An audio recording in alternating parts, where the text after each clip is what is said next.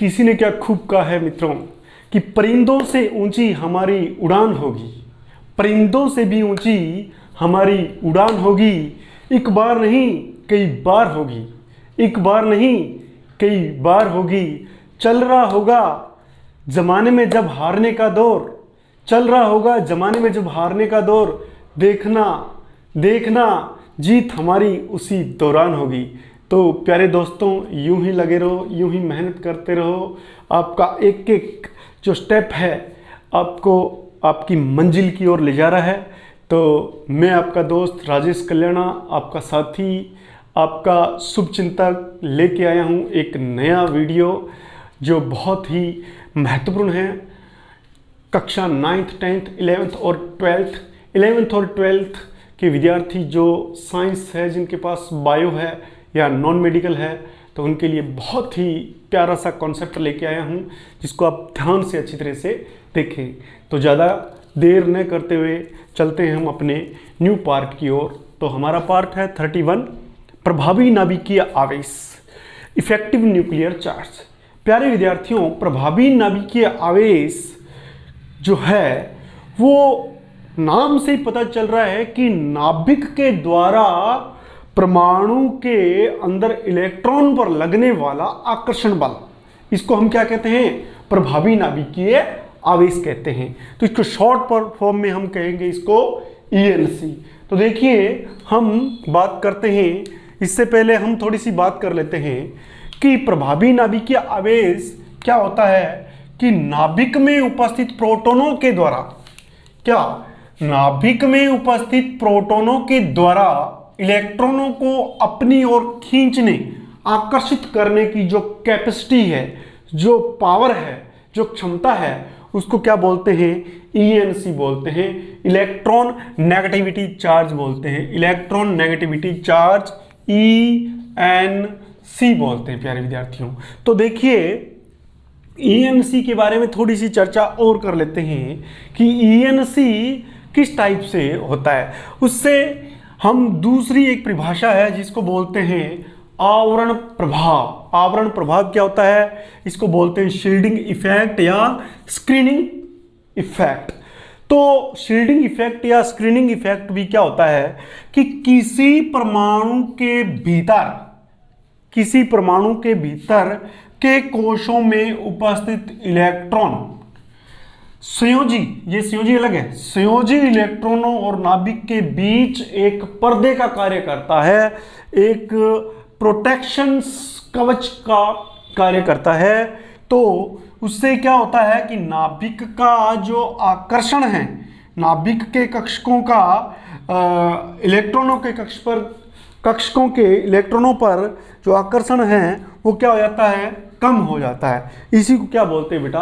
परिरक्षण प्रभाव। तो एक बार और देख लीजिए, पहले हमने बात की किसकी? हमने बात की थी ENC की, नाभिकीय आकर्षण बल की। नाभिकीय प्रभावी नाभिकीय जो आवेश है उसको ही नाभिकीय आकर्षण कहते हैं, क्योंकि नाभिक पर धनावेश होता है, उसमें प्रोटॉनों की संख्या होती है। तो प्रोटॉनों के कारण उसमें एक आवेश उत्पन्न हो जाता है जो बाहर घूम रहे इलेक्ट्रॉनों को अपनी ओर क्या करता है बेटा? आकर्षित करता है। तो देखिए, नाभिक में उपस्थित प्रोटॉनों द्वारा इलेक्ट्रॉनों को अपनी ओर खींचने की क्षमता इलेक्ट्रॉन न्यूक्लियर चार्ज कहलाती है, यानी कि इसको बोलते हैं इफेक्टिव न्यूक्लियर चार्ज। तो ये अब इसके बारे में थोड़ी सी और बात करते हैं कि आवर्त सारणी में बाएं से दाएं जाने पर, ये आपकी मान लो आवर्त सारणी है, ये आपकी आवर्त सारणी है। इस आवर्त सारणी के अंदर क्या है बेटे कि यहाँ से ये लेफ्ट है और ये राइट है, मान लेते हैं एक बार। तो लेफ्ट टू राइट जाने के लिए राइट जाते हैं तो क्या होता है? ENC का जो मान है ना बेटा, ENC का मान बढ़ता जाता है। ENC का मान क्या होता जाता है बेटा? यहां से यहां तक आते आते ENC का मान बढ़ता जाता है। लेकिन एक बात ध्यान रखना बेटा, जब ऊपर से हम नीचे की ओर आते हैं तो ENC का मान क्या होता है? धीरे धीरे क्या होता जाता है? धीरे धीरे घटता जाता है। ध्यान रखना आप ये बात, ठीक है। तो भाई लेफ्ट टू राइट जाने पर पीरियोडिक टेबल में जो ईएनसी की वैल्यू है वो क्या होती जाती है, धीरे धीरे क्या होती जाती है, इंक्रीज होती जाती है। लेकिन अगर अपने हायर टू लोअर आते हैं पीरियोडिक टेबल में तो ईएनसी की जो वैल्यू है वो धीरे धीरे डिक्रीज होती जाती है, कम होती जाती है। तो इस बात का, इतनी सी बात का आपको क्या होना चाहिए, पता होना चाहिए। अब हम बात करते हैं आवर्त सारणी में बाएं से दाएं जाने पर नाभिक में प्रोटॉनों की संख्या क्या होती है, बढ़ती है। भी प्रोटॉनों की संख्या तो बढ़ेगी, इस बात को हम आपको बिल्कुल अच्छी तरह से समझाएंगे भी कि नाभिक में प्रोटॉनों की संख्या बढ़ती है जिससे प्रभावी नाभिक के आवेश की मात्रा अधिक बढ़ती है। इस पर ईएनसी, जैसे प्रोटॉन की मात्रा बढ़ती है तो ईएनसी का मान बहुत ज्यादा बढ़ता है। हम इसको एक काल्पनिक उदाहरण लेके भी आपको अच्छी तरह से समझाएंगे। दूसरी बात मैंने क्या लिखी है कि बढ़ती तो इलेक्ट्रॉन्स की संख्या भी है, कब, जब हम लेफ्ट टू राइट जाते हैं, बाएं से दाएं जाते हैं। लेकिन इलेक्ट्रॉन के द्रव्यमान से प्रोटॉन का द्रव्यमान क्या होता है बेटा, ज्यादा होता है, ये मैंने आपको बताया है। तो प्रोटॉन का द्रव्यमान ज्यादा होने के कारण इलेक्ट्रॉन का जो नाभिकीय आवेश है वो बहुत अधिक मात्रा में बढ़ता है। तो मैंने क्या लिखा है कि प्रोटॉन का अधिक प्रभाव होता है जिससे बाएं से दाएं जाने पर ईएनसी का मान अत्यधिक बढ़ता है। एक बात और लिखिए बेटा, ईएनसी का मान बढ़ने पर लेफ्ट टू राइट जाने पर परमाणुओं का साइज लगातार क्या होता जाता है, घटता जाता है, और उसमें इलेक्ट्रॉन लेने की, उसमें इलेक्ट्रॉन ग्रहण करने की टेंडेंसी बढ़ती जाती है, इलेक्ट्रॉन ग्रहण करने की प्रवृत्ति बढ़ती जाती है। ठीक है, तो लीजिए अब हम इसको अच्छी तरह से समझने का प्रयास करते हैं। तो देखिए बेटा इसमें कि हम लेते हैं यहाँ पे चित्र के द्वारा कुछ बातों को समझते हैं। तो इस प्रकार से आपको ये जो कॉन्सेप्ट है बहुत ही महत्वपूर्ण कॉन्सेप्ट है आपके लिए, आप इसको बेटा अच्छी तरह से समझें और ये कॉन्सेप्ट आप जिंदगी भर नहीं भूलोगे अगर आपने अच्छी तरह से इसको समझ लिया। ठीक है, तो देखिए हम क्या करते हैं, मान लेते हैं कि यहाँ पे हम लेते हैं आपके ये परमाणु। ठीक है, एक ये हो गया, उसके बाद में बेटा ये हो गया, उसके बाद में बेटा ये हो गया, उसके बाद में आप ध्यान से इसको देखते रहना। ठीक बेटा, ध्यान से इसको देखते रहना। मान लेते हैं कि ये हो गया आपके, इसमें है, इसके अंदर आ गया आपके 3 प्रोटॉन हो गए, इसमें आपके 4 प्रोटॉन हो गए, इसमें आपके 5 प्रोटॉन हो गए, इसमें आपके 6 प्रोटॉन हो गए, इसमें आपके 7 प्रोटॉन हो गए। इसी प्रकार 8 और 9 भी ले लेते हैं बेटा। ठीक है, मैं यहाँ ले लेता हूँ, ये ले लेता हूँ बेटा 8 और ये ले लेता हूँ बेटा 9। ठीक है, तो यहाँ पे मैं लिख भी लेता हूँ कि 8 प्रोटॉन हैं और ये आपकी है 9 प्रोटॉन। ठीक है बेटा, ये 9 प्रोटॉन है। तो ये लो जी, हमने इस पर नाभिक बना लिया, ये नाभिक है सारे। ठीक है बेटा, ये क्या है, नाभिक है। अब देखते हैं हम कि ये है आपके पास, मान लेते हैं कि हीलियम, ये मान लेते हैं क्या है, नाम ले लेते हैं, ये हीलियम, ये लिथियम, ये बेरिलियम, ये बोरॉन, ये कार्बन, ये नाइट्रोजन, ये ऑक्सीजन, इस टाइप से बेटा। ठीक है, तो इस टाइप से आपके ये हैं कि इसके अंदर आपको ध्यान रखना है। अब देखो बेटा, अपने सही चल रहे ना, एक मिनट बेटा, सॉरी मेरे को यहाँ तक मिटाना पड़ेगा, नहीं तो आपको क्लियरिटी नहीं आएगी, समझने में दिक्कत होगी बेटा। तो अपने को थोड़ा सा इसको ले लेते हैं, इसको थोड़ा सा। ठीक है, देखो बेटा दोबारा से देखते हैं। ये आपके पास मैंने बना दिया, ये एक, थोड़ी जगह पर आपको बनाना 2, थोड़ी जगह पर बनाना आपको 3, थोड़ी जगह पर बनाना 4, ये 5, ये 6, ये 7 और ये 8।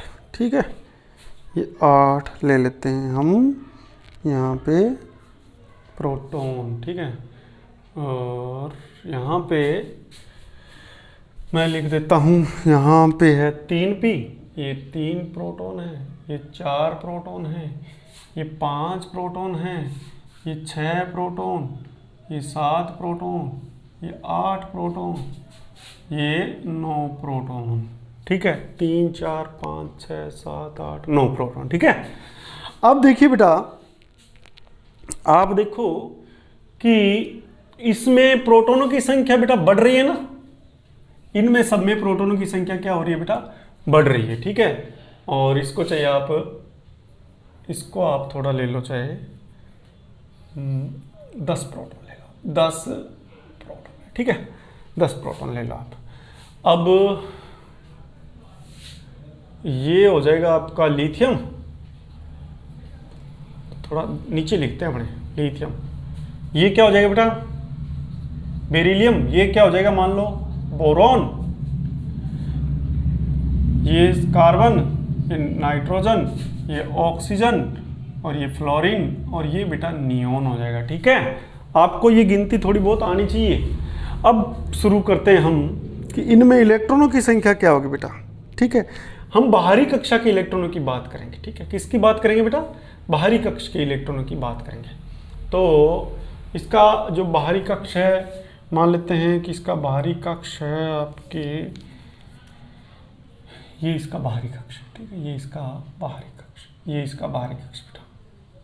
ठीक है, ये इसका थोड़ा सा ज़्यादा बनाएंगे तो ये इसका बाहरी कक्ष। ठीक है बेटा, और ये थोड़ा सा और ज़्यादा बनाएंगे तो ये इसका बाहरी कक्ष। ठीक है बेटा, थोड़ा और ज़्यादा बनाएंगे तो ये इसका बाहरी कक्ष। थोड़ा और ज़्यादा बनाएंगे तो ये इसका बाहरी कक्ष। थोड़ा और ज़्यादा बनाएंगे तो ये इसका बाहरी कक्ष। थोड़ा और ज़्यादा बनाएंगे तो ये इसका बाहरी कक्ष। और ज़्यादा बनाएंगे तो ये इसका बाहरी कक्ष। ठीक है बेटे, बाहरी कक्ष की बात कर रहे हैं। ये क्या है, मैं यहाँ लिख देता हूँ, ये जो है इनके आउटर बाहरी, या इसको हम बार बार बोल रहे हैं संयोजी कक्षा या ऊर्जा स्तर है, कक्ष भी बोल सकते हैं। ठीक है, अब बेटा देखो कि इसमें बाहरी कक्ष में लिथियम में इलेक्ट्रॉन है 1, और बेटा बेरिलियम में इलेक्ट्रॉन है आपके 2, और इसके अंदर इलेक्ट्रॉन कितने बेटा, इसमें है आपके 3, और इसमें कितने बेटा, 1 2 3 और 4, और इसमें कितने बेटा, 1 2 3 4 और 5। इसमें कितने बेटा, 1 2, सब में माइनस माइनस लगा दो। ठीक है, 3 4 5 और 6, और इसमें बेटा कितने, 1 2 3 4 5 6 और ये 7, और इसमें कितने बेटा, 1 2 3 4 6 7 और 8 इलेक्ट्रॉन। ठीक है बेटा, आपको अच्छी तरह से इसको बनाना है। तो अब देखिए बेटा, इसमें आप कि लिथियम से लगाकर नियोन तक, लिथियम से लगा के नियोन तक, मैं इसके नाम भी आप कहो तो लिख देता हूँ, बाकी अगर आप लिख लो तो अच्छी बात है। आपको अगर याद है तो मैंने पहले वाले वीडियो में आपको बताया था, अगर आप कर लो तो ठीक है, नहीं तो मैं लिख देता हूँ।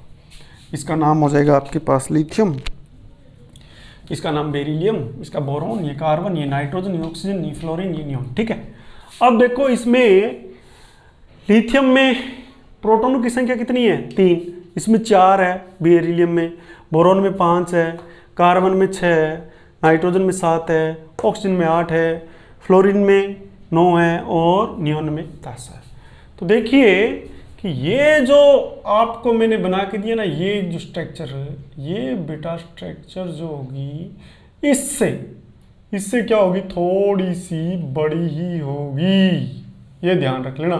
और इसमें इलेक्ट्रॉन मान लेते मैं बाहरी कक्षा में 10 भर देता हूँ, थोड़ी सी इससे बड़ी होगी। ठीक है, इसको थोड़ी सी बड़ी करें तो ये तो ज़्यादा बड़ा हो गया, थोड़ी सी बड़ी करना भाई, इसको ज़्यादा बड़ा नहीं करना, इसको थोड़ी सी बड़ी कर देते हैं। ये लो जी, आपको थोड़ी सी बड़ी इसमें कर देते हैं, 10 इलेक्ट्रॉन सीधा इसमें लिख देते हैं, ठीक है। अब देखो कारण क्या है, यहां से यहां जैसे जैसे हम लेफ्ट टू राइट जाते हैं, ये लेफ्ट है और ये आवर्त सारणी में क्या, ये तब क्या है ये दूसरे आवर्त की बात कर रहे हैं। कौन सा आवर्त है, ये दूसरा आवर्त है।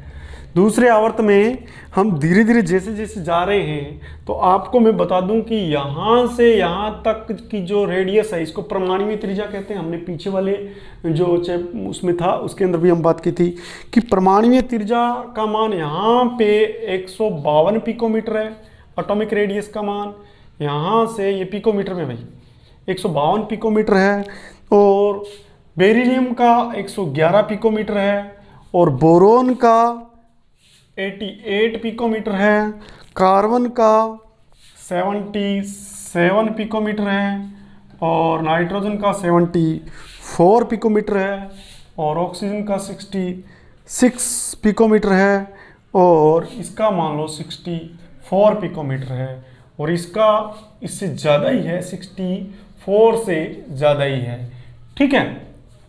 अब सुनिए कि धीरे धीरे इसकी रेडियस बढ़ रही है, आपको पता है, ये देखो ये रेडियस क्या धीरे धीरे घट रही है, सॉरी धीरे धीरे रेडियस इसकी क्या है, घट रही है। ये रेडियस है इसकी, कोई भी ले लो चाहे आप, उसकी रेडियस धीरे धीरे घट रही है, इसकी थोड़ी बढ़ गई, ठीक है। तो क्यों इसकी रेडियस धीरे धीरे घट रही है, इसका कारण क्या है कि इसके अंदर जो ये नाभिक का जो आवेश है, वो नाभिकीय आवेश बढ़ रहा है। नाभिक का आवेश जो है प्रोटोनों के कारण, प्रोटोनों की वृद्धि के कारण बहुत ज्यादा बढ़ रहा है, बहुत ज्यादा बढ़ रहा है। तो ये क्या कर रहा है, उसको अपनी ओर खींच रहा है। किसको, बाहर वाले इलेक्ट्रॉनों को अपनी ओर क्या कर रहा है बेटा, ये खींच रहा है। ये जब खींच रहा होता है तो आपको पता, जब ये खींचेगा अपनी ओर तो क्या होगा, इसका आकार क्या होता जाएगा बेटा, क्या होता जाएगा इसका आकार, धीरे धीरे धीरे धीरे क्या होता जाएगा, घटता जाएगा। हम इसको इस टाइप से लेते हैं बेटा। देखो मैं आपको और तरीके से समझाता हूं, आप गौर करना इस चीज को बेटा। मान लेते हैं कि हमारे पास ये कोई ट्रैक है, इस टाइप से गोले, हमने इसे लाइन बना दी, ग्राउंड के अंदर लाइन बना दी, ऐसे ऐसे 3 गोले ले लिए मान लो, ठीक है बेटा, आपको समझाने के लिए बता रहा हूं। 3 गोले ले लिए। अब हमने क्या किया कि यहां पे बाहर भी आपके ये बना दिया इस टाइप से, ये बाहर की ओर हमने इसके चारों तरफ और खींच लिया इस टाइप से। अब हमने क्या किया बेटा, यहाँ पर हमने मान लो एक यहाँ खड़ा कर दिया, एक यहाँ व्यक्ति खड़ा कर दिया, एक यहाँ कर दिया, एक यहाँ कर दिया, खड़े कर दिए बेटा। यहाँ खड़ा करने के बाद में बेटा हमने यहाँ भी इसके सीध में ये व्यक्ति खड़ा कर दिया, इसके सीध में ये व्यक्ति, इसके सीध में ये व्यक्ति, इसके सीध में ये व्यक्ति। व्यक्तियों को खड़ा करने के बाद में इनके बीच में मान लो हमने एक रस्सी दे दी बेटा, आप इधर से खींचो और आप इधर से खींचो, आप इधर से खींचो और आप इधर से खींचो। मेरी बात समझ में आ रही है? आपको खड़ा यहीं पे रहना चारों को, और आपको यहीं खड़ा रहना है। देखते हैं कौन किसको खींचता है। अब ये जो है ये इनको अपनी तरफ खींचते हैं और ये इनको बाहर की ओर खींचते हैं, सबके साथ में। ये भी ऐसे कर रहा, ये जो है इसको इधर खींच रहा है, बाहर की ओर खींच रहा है, और ये इसको अंदर की ओर खींच रहा है। इस टाइप से खींच रहे हैं एक दूसरे को, ये भी इस टाइप से खींच रहे हैं, ये भी इस टाइप से खींच रहे हैं, आपको पता है। तो इस टाइप से अगर वो खींच रहे हैं तो बेटा आप कल्पना करो, अगर एक ऐसा खेल हो कि ये खींच के इसके अंदर ले आए, जितना ज़्यादा अंदर ले आए, और यहाँ पे पॉइंट लगे हैं, वो भी कहाँ तक ये लेके आ रहे हैं, यहाँ तक पॉइंट लगे हो भी कौन कहाँ तक लेके आ रहे हैं, उनके पॉइंट बन रहे हैं भी कौन कितना किसको खींच रहा है। और या फिर ये इनको खींच के बाहर ले जाए, और बाहर एक पॉइंट लगे हो भी ये इसको बाहर कितना खींच के ले जा सकते हैं, इनको यहाँ से कितना खींच के ले। तो क्या होता है, अगर ये 4 के 4 बराबर हो गए तो ये क्या है कि एक दूसरे के किसी को खींच भी नहीं सकेंगे। खींच सकेंगे बेटा? नहीं खींच सकेंगे, क्योंकि 4 ही यहाँ पर और 4 को ये खींच रहे हैं। अब हम यहाँ पे बात करते हैं बेटा, हमने क्या किया, यहाँ पे व्यक्ति ले लिए, कितने अंदर बढ़ा लिए व्यक्ति, 4 की जगह हमने जो है बेटा व्यक्ति ले लिए यहाँ पे कितने, 8 ले लिए। 1 2 3 4 5 6 7 8 व्यक्ति ले लिए। यहाँ पे कितने थे अंदर की ओर, मैं अंदर की बात कर रहा हूँ बेटा, अंदर की ओर कितने थे यहाँ पे बेटा, अंदर की ओर यहाँ पे थे 4, और यहाँ पे अंदर की ओर कितने बेटा, यहाँ पे अंदर की ओर है 8। बाहर कितने हैं, बाहर हमने व्यक्ति खड़े कर दिए बेटा, कितने, 5 खड़े कर दिए, 5 व्यक्ति। अब आप देखो बेटा, ये हो सकता है ये दोनों मिलकर इसको खींच ले, ये अकेला इसको खींच ले, ये दोनों मिलकर इसको खींचे, और ये दोनों मिलकर इसको खींच ले, और ये दोनों मिलकर इसको खींच ले, तो दो दो जने अब खींचने वाले हैं। तो बेटा आपको पता है इनको ये जो है 8 जने 5 जनों को तो आराम से खींच सकते हैं कि नहीं, अंदर से ये इनको खींच के बिल्कुल पास तक ले आएंगे। तो बेटा इसका आकार अगर मैं एक्चुअल में बनाऊं तो इसका आकार तो इतना ही रह जाएगा, लेकिन इसका आकार कितना हो जाएगा बेटा, थोड़ा सा छोटा हो जाएगा। अब मैं यहाँ पे ऐसे करता हूं कि अंदर की ओर बेटा 8 की जगह मैं कर देता हूं 12। यहाँ देखो 1 2 3 4 5 6 7 8 9 10 11 12, और यहाँ पे सिर्फ 1 की वृद्धि करता हूँ। बाहर कितने हैं यहाँ पे जो बाहर है 4 है। यहाँ पे बाहर कितने बेटा, यहाँ पे बाहर है ये आपके 5 है, और यहाँ पे बाहर कितने बेटा 6 कर देते हैं बाहर। तो देखो एक ये, दूसरा ये, तीसरा ये, चौथा ये, पांचवा ये, छठा ये। अब देखो दो दो मिलके एक जने को खींच सकते हैं कि नहीं, ये खींच सकते हैं इसको, और इसको ये 2 जने खींच सकते हैं अपनी ओर, और इसको ये 2 जने खींच सकते हैं, और इसको ये 2 जने खींच सकते हैं, और इसको ये 2 जने खींच सकते हैं, इसको ये 2 जने खींच सकते हैं, इसको ये 2 जने खींच सकते हैं। तो इस प्रकार से बेटा क्या है, ये कम तो नहीं रह गया कहीं। तो इस प्रकार से ये 12 जनों ने 6 जने बाहर वालों को तो आराम से खींच लेंगे। तो बेटा इसका आकार क्या हो जाएगा, और भी क्या हो जाएगा बेटा, छोटा हो जाएगा। होगा कि नहीं होगा। ये जो खींचना है इसको हमने उदाहरण लेके समझा है, वही चीज यहाँ पे अप्लाई कर दो बेटा, कि यहाँ पे जैसे जैसे इलेक्ट्रॉन तो क्या एक एक बढ़ रहा है, मान लो इलेक्ट्रॉन तो बढ़ रहा है, एक एक बढ़ रहा है मान लो, लेकिन इसके अंदर नाभिकीय जो प्रोटॉनों की संख्या वो भी एक बढ़ रही है, लेकिन इसके अंदर बेटा आप मानोगे नहीं कि इसके अंदर जो नाभिकीय आवेश है बहुत ज्यादा बढ़ता है। ठीक है, क्यों, क्योंकि इसका जो भार है इलेक्ट्रॉन से काफी ज्यादा है। ठीक है, इसके कारण नाभिकीय आवेश की मात्रा भी बहुत ज्यादा बढ़ती है। ठीक है, तो इस बात का आप ध्यान रखना, इसी को क्या बोलते हैं, प्रभावी नाभिकीय आवेश। अब इसका एक चीज और आई थी, इसमें आया था शील्डिंग इफेक्ट, जिसको परिरक्षण प्रभाव कहते हैं बेटा। परिरक्षण प्रभाव क्या होता है उसको भी आप थोड़ा समझ लें। तो देखिए कि हमने क्या कही थी बात है कि आवर्त सारणी में बाएं से दाएं जाने पर प्रोटॉनों की संख्या जैसे बढ़ती है तो नाभिकीय आवेश का मान बढ़ता जाता है, जिससे बाहर वाले इलेक्ट्रॉन पर आकर्षण बल का मान क्या होता जाता है, बढ़ता जाता है, और इलेक्ट्रॉन ग्रहण करने की प्रवृत्ति भी बढ़ती जाती है। यानी कि बाएं से दाएं जाने पर परमाणुीय त्रिज्या का मान जैसे जैसे घटता जाता है, परमाणु का आकार भी क्या होता जाता है बेटा, घटता जाता है। लेकिन हमने बात की नियोन की, लास्ट वाले तत्व की, तो बेटा लास्ट वाले तत्व के पास में प्रोटॉनों की संख्या उतनी की उतनी है जितनी इलेक्ट्रॉनों की संख्या है, वो तो बात सही है, लेकिन इसको जितने इसके अंदर इलेक्ट्रॉन पाए जाने होते हैं उसने पूरे कर लिए बाहर, और इलेक्ट्रॉनों के बीच में एक रिपल्सन बल भी लगता है, प्रतिकर्षण बल भी लगता है, इसको भी अपने समझते हैं। तो देखिए इसको किस टाइप से हम समझेंगे, इसको परिरक्षण प्रभाव भी कहते हैं, और देखो आप इसको किस टाइप से समझते हैं परिरक्षण प्रभाव को। तो परिरक्षण प्रभाव जो होता है आपको मैं ऐसे समझा सकता हूं बेटा कि मान लो सूरज की परावैंगनी किरणें, सूरज की बेटा परावैंगनी किरणें क्या होती है, धरती के ऊपर जैसे ही आती है तो वो हानिकारक होती है, और उसके चारों तरफ ये मान लो पृथ्वी, ये मान लो पृथ्वी, ये पृथ्वी है, और ये मान लो सूर्य है, ये सन है, और इसकी परावैंगनी किरणें जैसे ही इसके ऊपर गिरती है बेटा तो जो जीव जंतु होते हैं, जीव होते हैं, चाहे मनुष्य हो चाहे पेड़ पौधे, उन पर हानिकारक प्रभाव डालती है। ठीक है, कहते हैं इससे स्किन कैंसर भी मनुष्य के हो सकता है। तो इसको प्रोटेक्ट करने के लिए क्या होता है, इसके चारों तरफ एक क्या होती है बेटा, ओजोन की परत होती है। ओजोन की बेटा क्या होती है, परत होती है। और ये जो ओजोन की परत होती है प्रिय विद्यार्थियों को, वो क्या करती है, पराबैंगनी किरणों से हमारी रक्षा करती है। तो उसी प्रकार से ही ये परिरक्षण का काम कर रही है। तो इसके अंदर जो नाभिक का प्रभावी नाभिक के आवेश होता है उसको भी कुछ न कुछ कोई रोकता है। जैसे देखिए, मान लो हमने, ये आपका कोई नाभिक है, ठीक है, इसमें प्रोटॉन और न्यूट्रॉन है और इसका क्या है, एक नाभिकीय आवेश है, लेकिन बाहर ये इलेक्ट्रॉन है। ये कक्षाएं 3 बना देते हैं बेटा, ठीक है, अपने 3 कक्षाएं बनाओ बेटा। और देखिए इसमें देखते हैं हम बेटा कि ये जो है आपके आकर्षण बल, यहाँ के इलेक्ट्रॉन जो है ये इलेक्ट्रॉन है और यहाँ पे कितने इलेक्ट्रॉन है, 8 इलेक्ट्रॉन होते हैं। 1 2 3 4 5 6 7 8 और ये 1 2 3 4 5 या 6 या 7, ठीक है, इस टाइप से।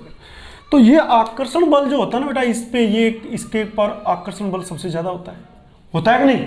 इन इलेक्ट्रॉन पर तो बहुत ज्यादा होता है और इनको निकालने के लिए बहुत ज्यादा आयनन ऊर्जा की आवश्यकता होती है। लेकिन इनके ऊपर आकर्षण बल क्या होता है, थोड़ा सा कम हो जाता है। क्यों?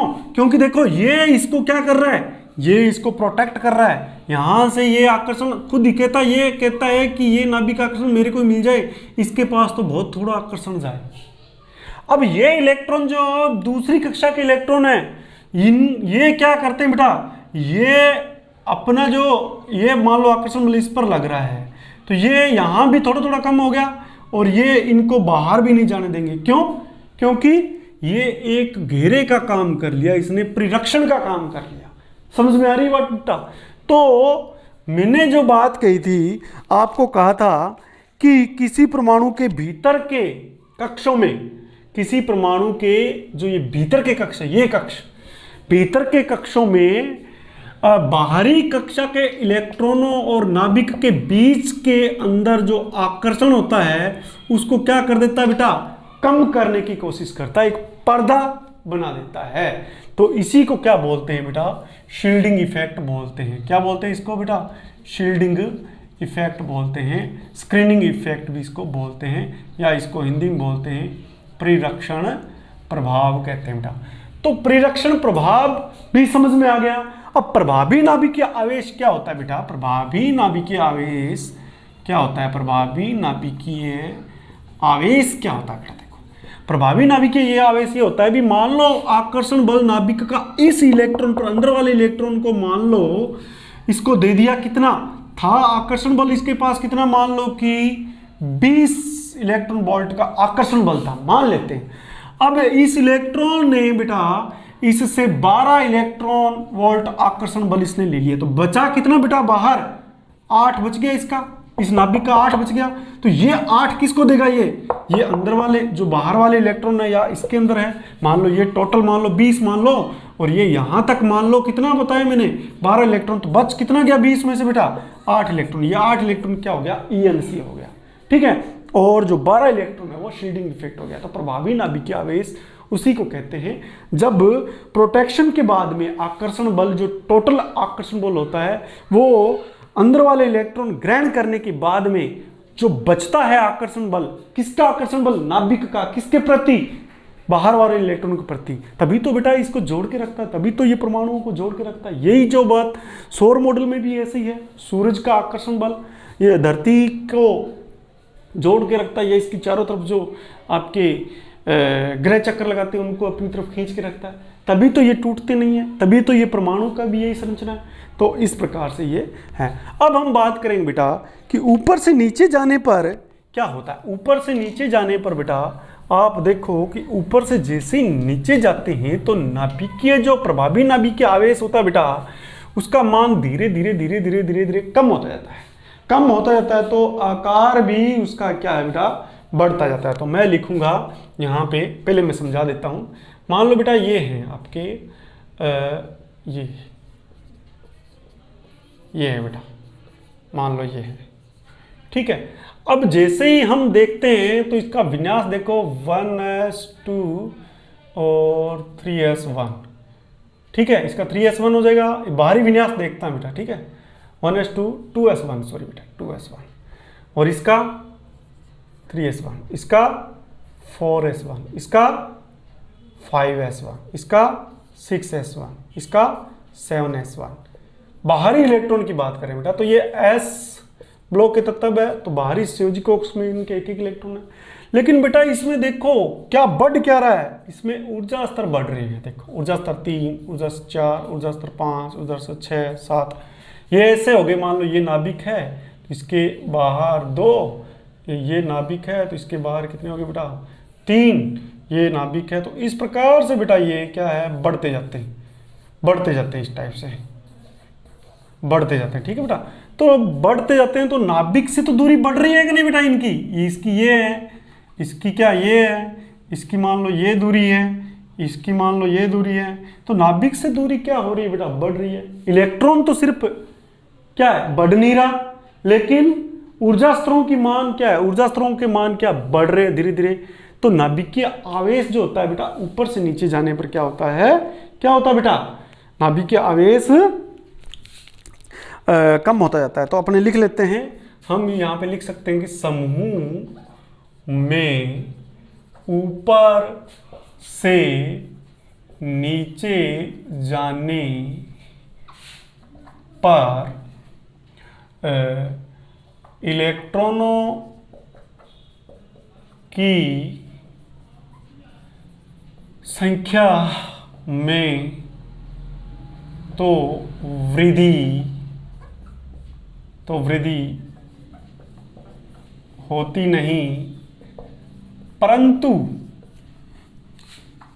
ऊर्जा स्तरों का मान बढ़ता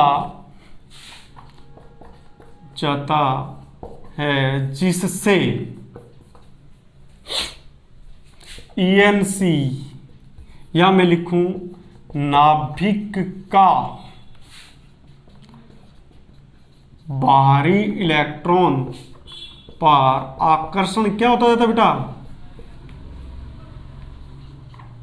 कम होता जाता है या घटता जाता है, घटता जाता लिखें, घटता जाता है। इससे ENC का मान भी कम होता जाता है। अतः परमाणुीय त्रिज्या का मान, परमाणुीय त्रिज्या का मान बढ़ता जाता है, बढ़ता जाता है। अर्थात क्या बोला मैंने, ऊपर से नीचे, यहाँ पे लिख रहा हूँ बेटा मैं, नीचे जाने पर, नीचे जाने पर परमाणुओं का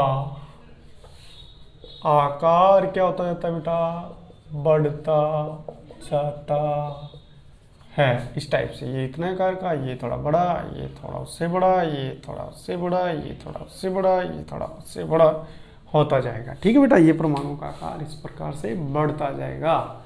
समझ में आ गई बेटा बात। तो इस प्रकार से मुझे लगता है आपको शील्डिंग इफेक्ट और इलेक्ट्रॉन न्यूक्लियर चार्ज भी समझ में आ गया लगता है। तो हमारा जो नेक्स्ट टॉपिक होगा वो बहुत इंपॉर्टेंट टॉपिक आने वाला बेटा। तो जो बच्चे इलेक्ट्रॉन नेगेटिविटी का भी नाम सुना होगा आपने, विद्युत ऋणता, उसके बारे में हम बहुत अच्छी तरह से चर्चा करेंगे। उसकी डेफिनेशन क्या है और आवर्त सारणी बना के आपको बाकायदा बताया जाएगा कि प्रत्येक तत्व का इलेक्ट्रॉनिक विन्यास कितना होता है और जे ऋणायन और धनायन कैसे बने थे, रासायनिक यौगिक क्यों बने थे तुम। अगर आपको इन क्वेश्चनों को जानना है तो आपको वो देखना होगा मेरा नेक्स्ट वीडियो पार्ट नंबर 32 और एपिसोड नंबर 82। तो दोस्तों मिलते हैं नेक्स्ट वीडियो में, तब तक के लिए मैं चाहूँगा आपसे इजाज़त। और हाँ, आपको ये मेरा प्रयास कैसा लगा? अगर आपको मेरा प्रयास अच्छा लगा और लगता है कि ये आपके जीवन में काम आने वाली है तो प्लीज़ लाइक और सब्सक्राइब माय चैनल अगर आप नए हो तो। और जो विद्यार्थी अभी तक मेरे से नहीं जुड़े हैं उनको भी आप मेरा वीडियो शेयर करें और जोड़ने के लिए कहिए। जय हिंद, जय भारत, नमस्कार।